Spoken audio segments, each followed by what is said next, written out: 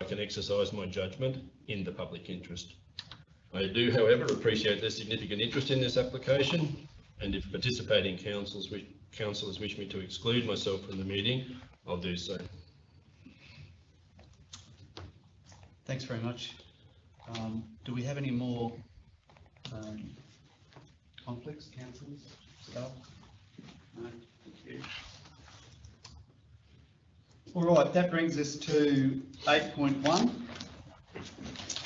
L.J. Livingston and A.J. Freeman, material change of use for tourist park and nature-based tourism, Block 1, SP 292 113 238 Hemmings Lane, Upper Barron, MCU 22/0019. Do I have a mover of the officer's recommendation?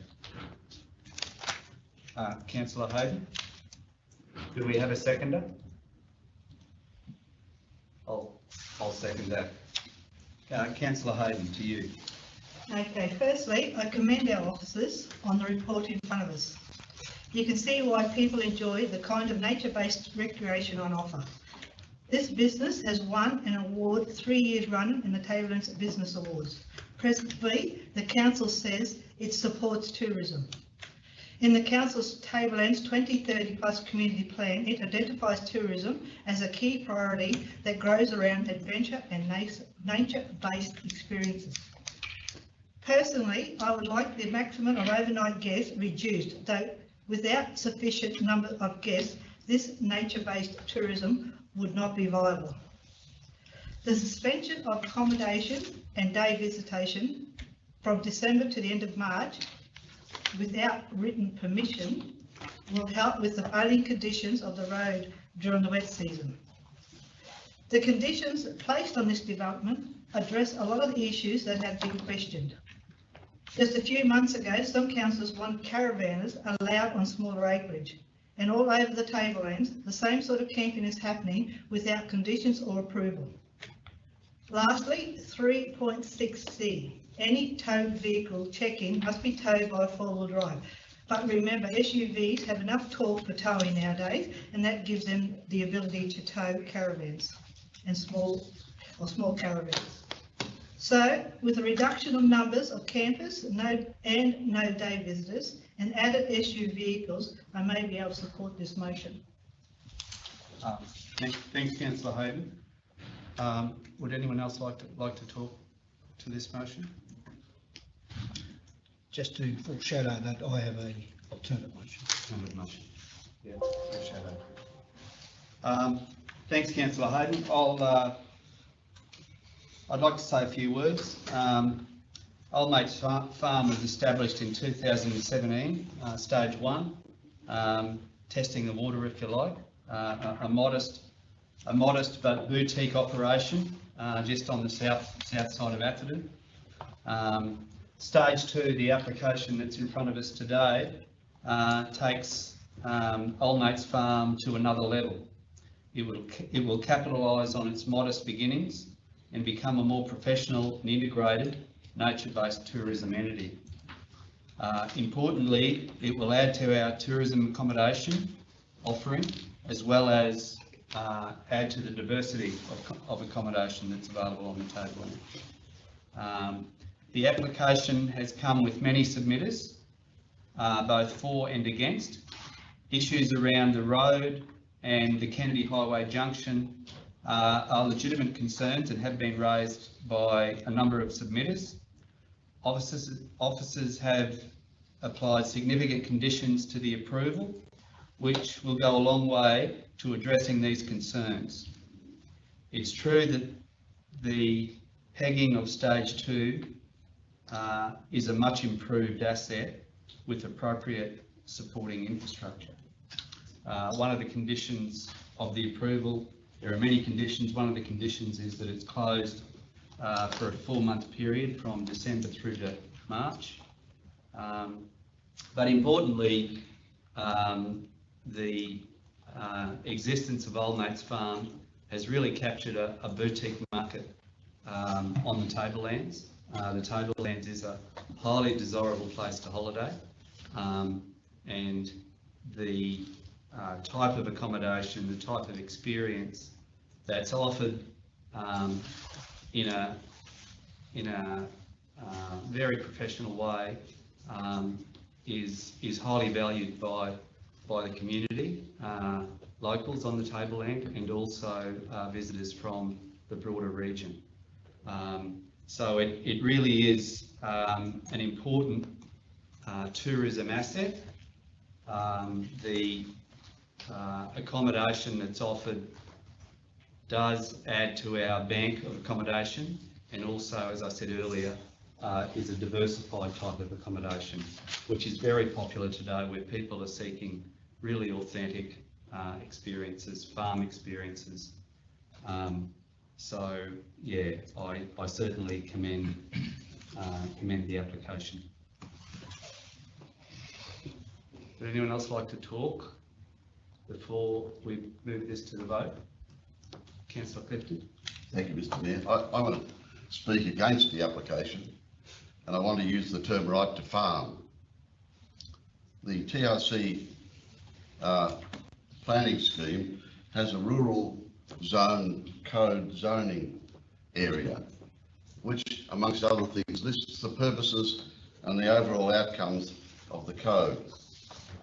These include a number of matters which I could read for the purposes of our audience, but in principle it says to provide for a wide variety of rural uses as its very first point. It then details cropping, intensive horticulture, intensive animal husbandry, animal keeping and other primary production activities. Very clear. The second point in that TRC planning scheme rural zone coding area is that subsequently it says that there is an intention to provide opportunities for non-rural use which are compatible with agriculture, where they do not compromise the long-term use of the land for rural purposes. Very clear, they're the exact words. The various submissions that I've observed from both the submitters, a variety of them, which for the purposes of the audience, we held in separate open sessions for the submitters and for the applicant. The various submissions made against the proposal argued that the extension of Old Mates Farm will adversely affect the right to use the land for agricultural purposes. And I personally am persuaded that the current approval document we have in front of us represents, will represent a long-term reduction in the ability to farm the land, which I think is absolutely the strict principle. I think that the extensions sought in stage 2 are against the rural zoning code, and for that reason alone I don't support it. The other reason is that, as the Mayor pointed out just before, it opens up a whole plethora of new activity in rural areas in our shire, in our council area. And I think we have to be very, very circumspect about that. I do not want to be part of a decision today which could be taken as a policy direction of council by the virtue of it being made a positive decision today, which could lead to all sorts of other activities going on which we have not had the opportunity to consider. We have a planning scheme in the draft form away with the Queensland Government. It is not confirmed, it is not back. I think this is very premature in the wider sense as well. So I don't support the document in front of us. Councillors, any more who would like to talk at this time? Councillor Cardew. Thanks, Mayor. This application has been challenging to say the least, and there has been many factors needing careful consideration, and for myself, the major considerations come down to the impact on the surrounding farmers and safety of residents and visitors driving on Hemmings Lane from the intersection on Kennedy Highway all the way to the end of Hemmings Lane where Old Mates Farm is located. The existing approval is for nature-based tourism, which allows for 12 persons to bush camp on the site. As we know, this concept has been very successful and has developed into a popular family destination, giving visitors a bush and farm experience they may not otherwise experience. The existing approval allows for overnight camping for 12 persons. The proposed application seeks to allow for an additional 74 persons for overnight camping, 30-day visitors, a manager's residence and a staff residence. This brings the total number of persons permitted on the site at any one time to roughly 120 persons. Taking away the 12 persons already approved in the existing approval leaves an increase of around 108 persons. According to the traffic impacts assessment provided by the applicant, 3.1 persons provides for one traffic movement. This equates to an additional 35 potential traffic movements per day on Hemmings Lane. To my knowledge, there has been no consideration to further potential traffic movements that would be associated with the intensification of this use through the two proposed lanes to be established and potential families of the manager and staff member, delivery vehicles servicing the proposed kiosk, increased refuge collection, trade vehicles for construction and ongoing maintenance, etc. All of which will generate additional traffic movements which have not been considered. It is noted in the report that the application did not trigger any state referral agencies, in particular Transport and Main Roads. It appears the application has been structured and altered to keep just below the trigger points, especially for Transport and Main Roads, to keep the number of persons for overnight stay to 74. My understanding is the trigger for Transport and Main Roads is 75. It is noted the Transport and Main Roads trigger does not include increased potential traffic movements through intensification of the use, as already mentioned above. Therefore, no consideration can be given to any form of upgrade to the Kennedy Highway Hemmings Lane intersection. In the applicant's traffic impact assessment, it clearly states the traffic impact assessment does not represent a road safety audit, but does identify a number of safety concerns that does not meet current requirements for both the Kennedy Highway intersection and Hemmings Lane, particularly in regards to vision and sight lines. The intersection is on a bend in 100 km speed zone, and the risk of potential road accidents, in my view, is significantly increased due to increased traffic movements, the bend in the road, reduced sight lines, and no intersection upgrade to allow for turnout lanes.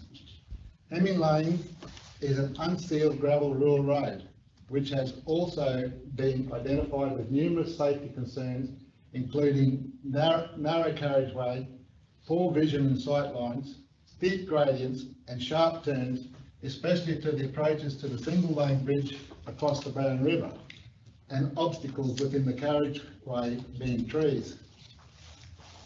Although both the Kennedy Highway intersection and Hemmings Lane are deemed satisfactory by the traffic impact assessment, this does not, in my view, reduce the increased safety concerns and risk to road users, including residents along Hemmings Lane, potential visitors accessing Hemming Lane, who arguably will not be familiar with adverse road conditions, and also travelling the Kennedy Highway past the Hemmings Lane intersection due to the potential increase of traffic movements attached to the proposed development. In all 14 properly made submissions, the common denominator was traffic safety associated with Kennedy Highway intersection and Hemmings Lane. While I fully support the initiative, concept and community benefit of this type of development, I cannot support further intensification of this use in its current location, with its only access being via Hemmings Lane, which in my view will have significant increased safety risks to all road users without significant upgrades to the existing network. Thank you, Ben. Thanks, Councillor Kaji. Councillor Wills. Yeah, thanks. Through the chair, just a few comments following on from Councillor Kaji. I'd like to thank the officers for the comprehensive report and the amazing amount of untold hours that have gone into this. We've workshopped it, we've debated it, we've been on site, we've come back and workshopped it. There's been numerous one-on-ones with officers, and I thank you for that.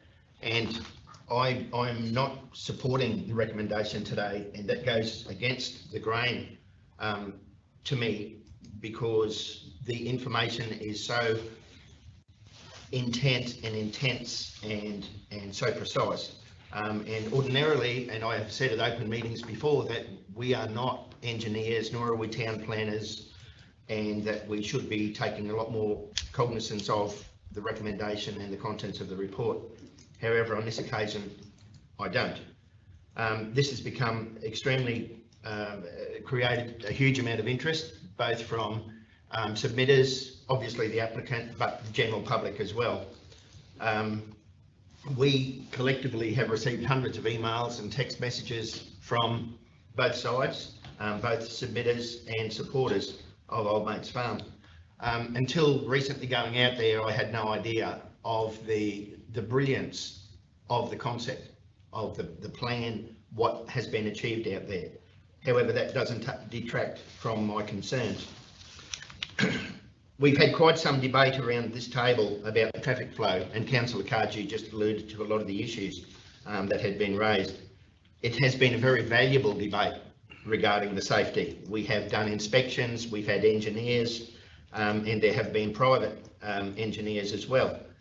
The numbers that use the road can't be verified effectively up to this point in time, and I submit that they couldn't be in the future either, because we don't have a mechanism in place to monitor who comes and goes, who has come and gone, because we have no accurate figures of visitation of Old Mates Farm to this point. It's well in excess of the 12, we know that, that's a given. In my former life of investigating traffic crashes for 40 years, a thing that we used to have to rely on all the time before considering upgrades or taking upgrades to traffic advisory committees or elsewhere was statistical data, and we don't have data available to us to indicate safety concerns or any issues regarding traffic crashes. We have some local historical knowledge, but we don't have any hard and fast data. And I can say that in that 40 years of investigating thousands of traffic crashes, that I only ever put down a road as being the contributing circumstance once. All other occasions, it is driver error. But on saying that, it took a lot of discussion around this table for me to come at that, because when this application first came in, I shared the exact same views as Councillor Kaji, that it can't be approved just simply on the traffic safety, but we don't have that data available to us. I commend the works undertaken out there. It is really magnificent. There has been some question, not only by the applicants, but by general public, about the timing of the complaints that were made. And I think the complaints are extremely valid, and they were made once the development application had been made public.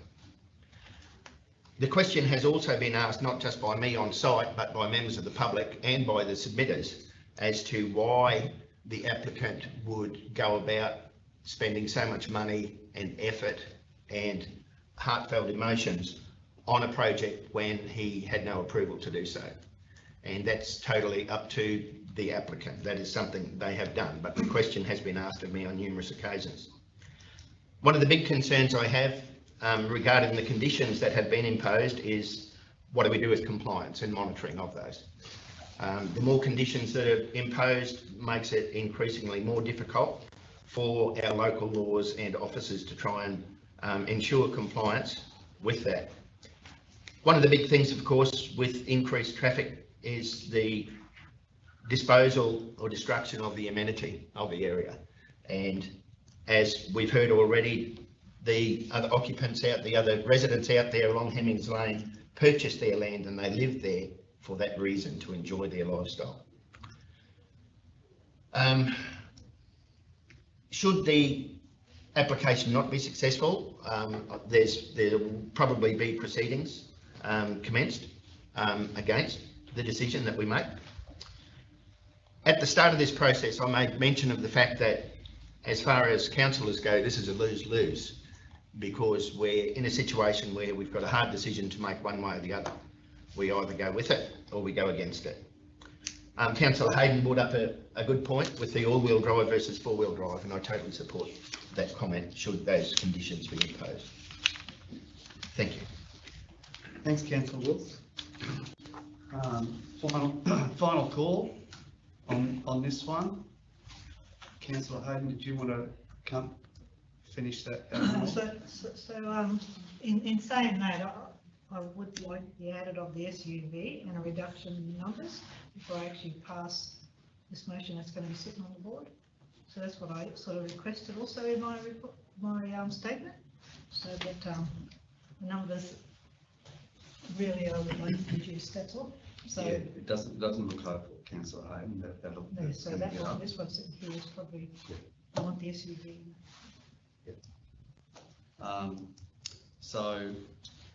For the purposes of this, Councillor Hayden, I don't think we've got the numbers. I think we might just go to the vote. I mean, Yep. Okay. I don't agree with everything that was said, but I'm not going to do a rebuttal. We haven't got the numbers, but yeah. So those in favour of the officer's recommendation. So yeah, thank you. That's defeated. Check. Thank you. Councillor Hodge. Thanks very much, You Mr Mayor. said that you had an alternative. Yeah, seeing that hasn't been passed, we have an alternative. We either pass that. The other option is, of course, is refusal or alternate motion. So it's my endeavour to reduce the motion in the alternate. So it's going up on the board now, the motion. So before I speak to it, I guess I'll need a second. So is that the proposed motion there, Councillor Hodge? Yeah, it's getting. Yeah, it's getting, that's the end part.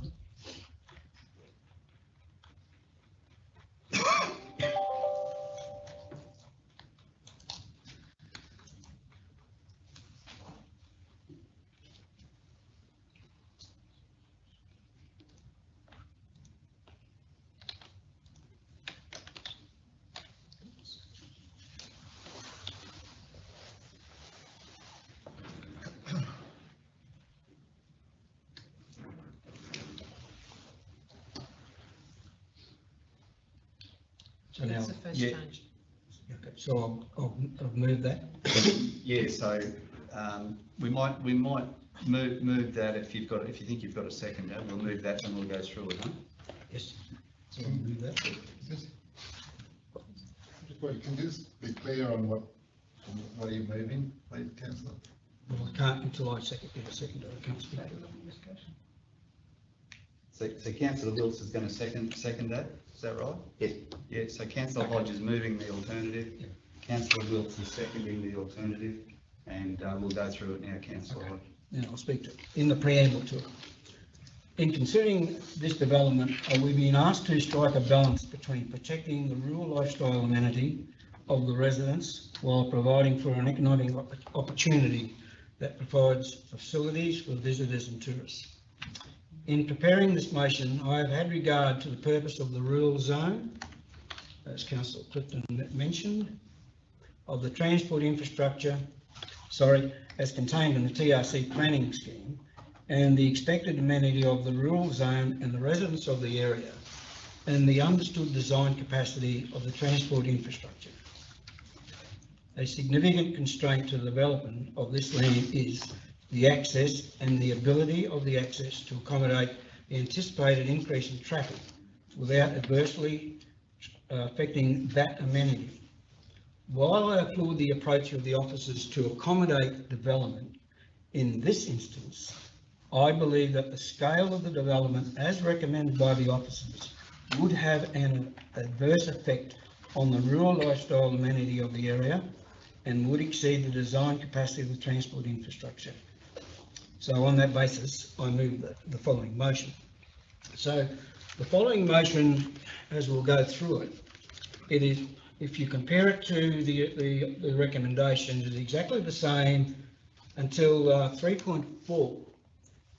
So you go to 3.4,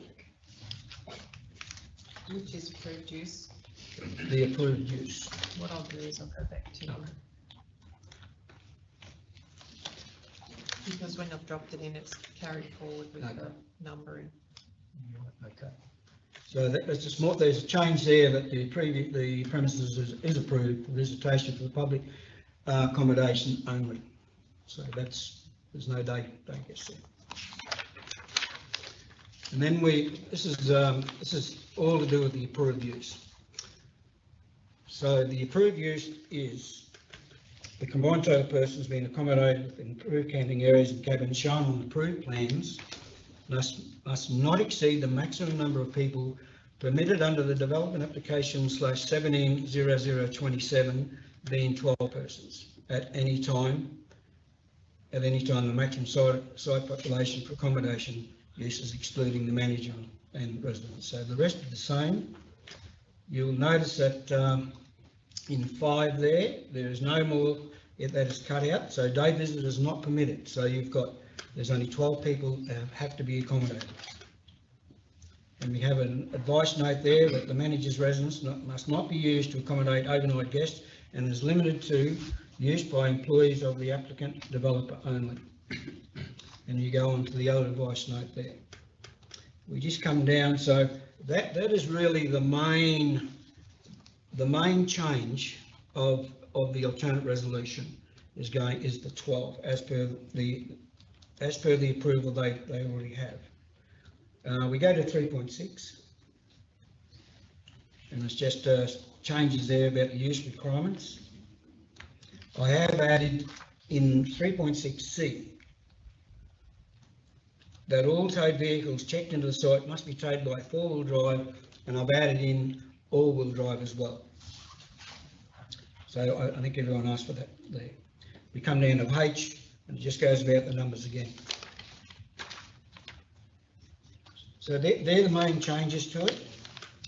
Now we go to the end, because I have an alternate motion, I need to provide the statement of reasons. And the reasons are put up there, and I'll just read it to you. And these are the reasons for the alternate motion.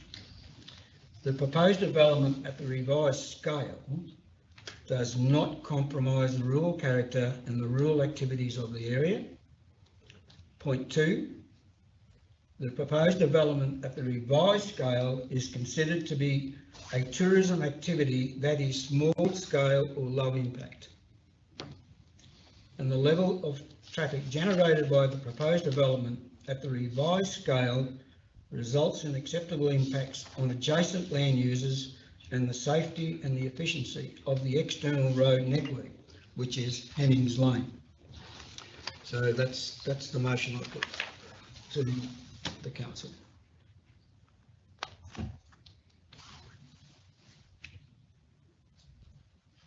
Councillors, anyone else like to talk to that? Now, I inquire of the officers if we could go back to the original approval, which I think was 172037 or something like that, where it says 12 persons. Where you wanting to go? That's the original change. The original change. Oh, okay, the first change. Yes. Now, it talks about the maximum number of people permitted under 170027 being 12 persons. Now, my understanding of the original decision is that there was an averaging context to that, which is not included in this. It doesn't need to be included in this approval because of the original approval. Could you explain what's possible under the averaging rule that was in the original proposal Absolutely, through the chair. Yes, so the alternative motion proposed does refer back to the regional development approval, which limits the operation to a maximum of 12 persons. I might refer to Senior Planner Dan O'Connor to talk to the interpretation of that. It does include the word average. Look, there's probably differences of opinion in how we interpret that. I guess officers would take a reasonable approach in terms of the interpretation of that. You know, it could be reasonably expected at any one time, if we were to visit, there'd be no more than 12 people on site. And that's maybe how we'd interpret it, but I guess the point is there, it kind of is an open for interpretation slightly. I don't know, Dan, if you've got any other comments. It wasn't, through the chair, definitely wasn't meant to be an averaging of, 12 people across at 12 people at each of the 5 sites. That wasn't the intention, as Sean explained. It was if on the odd occasion where we were doing an inspection, there was 13 or say 15 people there. It was generally in accordance with the approval, I guess is what the intent was there. And I'd just say furthermore to that, an alternative to that, we wouldn't reasonably be considered if there was no one to be present on site over 3 days, then the cumulative total of 12 could be present on the 4th, if that better explains it. But it justified only, so let's say it was vacant for one reason or another a week, and then the following week there was, you're not averaging across 2 weeks. And I see you nodding, that's... Through the chair, if I can provide some clarification, interpreting the original approval is also considered the application material that was put before council. It was code accessible because there was a maximum of 12 people. The averaging was simply put in based on the correspondence that I've read on the file and the file common material, because you may get a family from time to time that has 5 children. Well, you would, but and so technically you may find a time where based on best endeavours you end up with 14 people simply because there's 2 additional children. So that was the intent of the word average when it was put in, and based on the application material and the correspondence on file. And so if we ended up in a compliance matter, which I suspect is the purpose of the question, all of that material becomes relevant in determining what is meant by average in that condition. If I just, Mr. Mayor, now, the idea was not so much compliance, but 12 is a restrictive amount, as one way of looking at it. And as you rightfully point out, there are families who exceed that. So I'm thinking that, and I know that over the last several years since 2017, that averaging has been used to accommodate the fact that there can be extra persons there for a short time without causing difficulty. But I didn't see it so much as a compliance issue. I just saw it as a useful operational notion that averaging is, we've taken a gentle view of it in the past, as I understand. Through the chair, I'm not sure that the gentle view has been taken of it in the past. I think that until recently, council had not been called upon to undertake any investigation or compliance. Councillor Hayden. So this is a question I'll probably confuse you with. So if I'm looking at this, so Peter, I can't understand it. So we're saying we're keeping it at 12. So really, the applicants, if we go to 4.3 roadworks external, they don't have to, if they just never do this, they don't do anything to the road because they're allowed the 12 people already. So to me, we're not passing anything extra.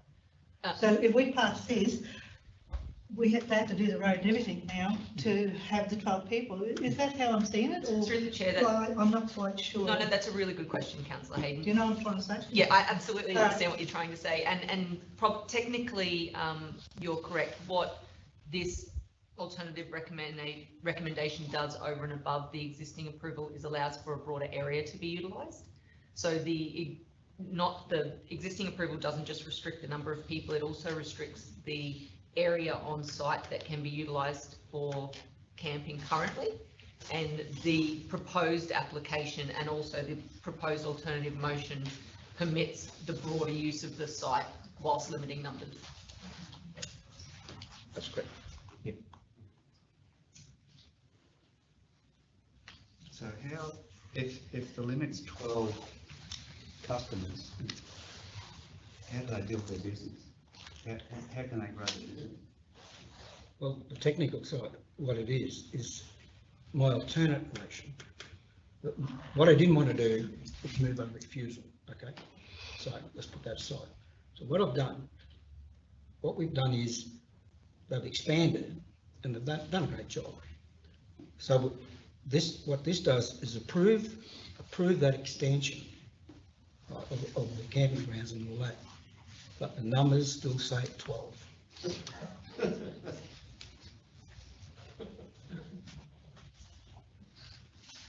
Mr. Mayor, if I may comment. Previously, I talked about the agricultural, the right to farm. What I admitted to say also was that we're having, throughout the region, massive problems with weeds.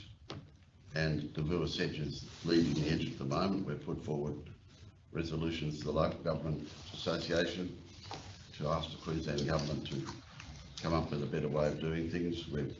And for those people who are interested, you'll see that that's published.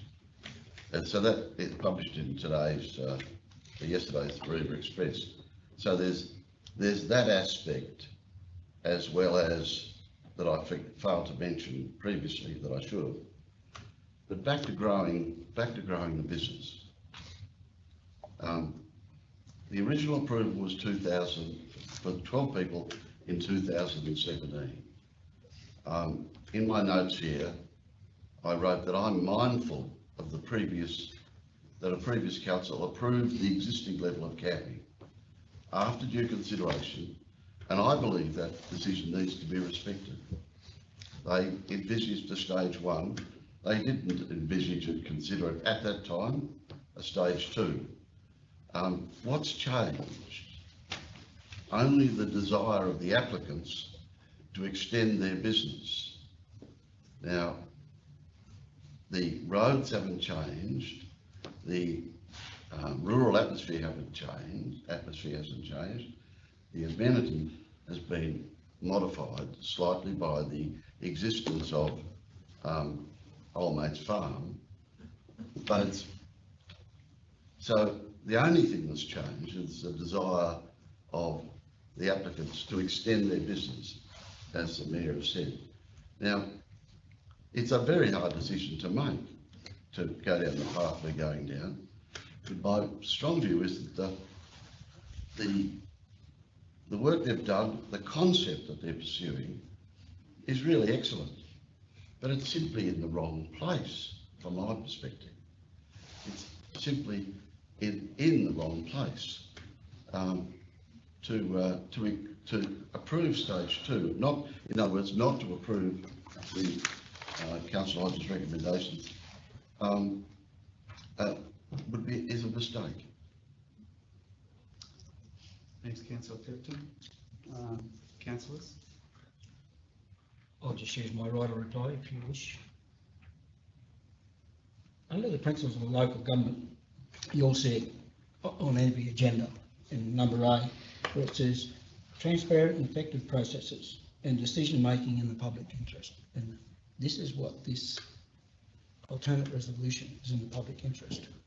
Now, before I close, I know you know, the officers know, the applicant knows, the applicant consultant knows what the rules are and what their other views that they may wish to do. So I shall leave it at that.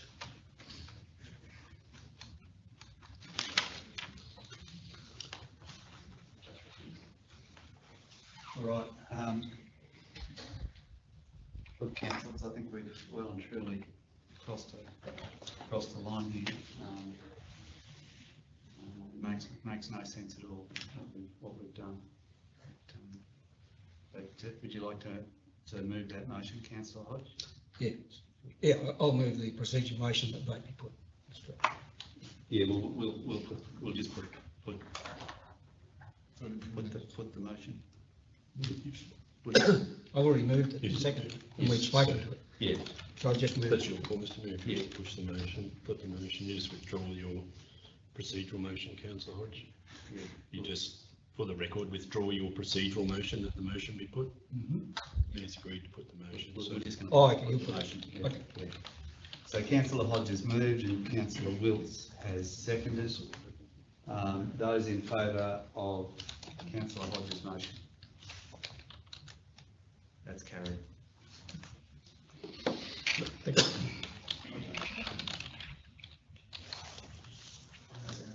Three against. Okay. Two against. Two against. Use the motion. Yeah, two against. Two against. yeah. 4-2. Oh, sorry, yes, Dave. Okay, so we'll just, if you can just bring councillor Bilney in, please, before we wrap things up.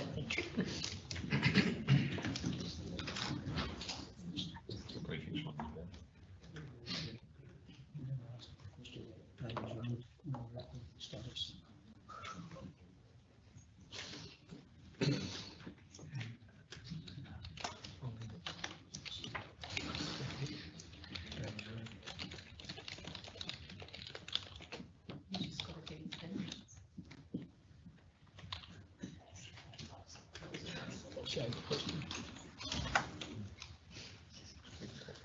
I'll come and hold his hand. I'll come and hold his hand.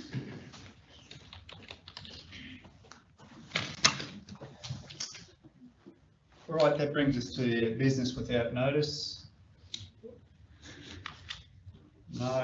No confidential items today. We're going to do this one separately, Gary, aren't we? Yeah, it's a separate meeting. Can't commence until 10:30. Okay. All right. Take an estimate. Thank you. There being no further business, meeting closed. Thank you.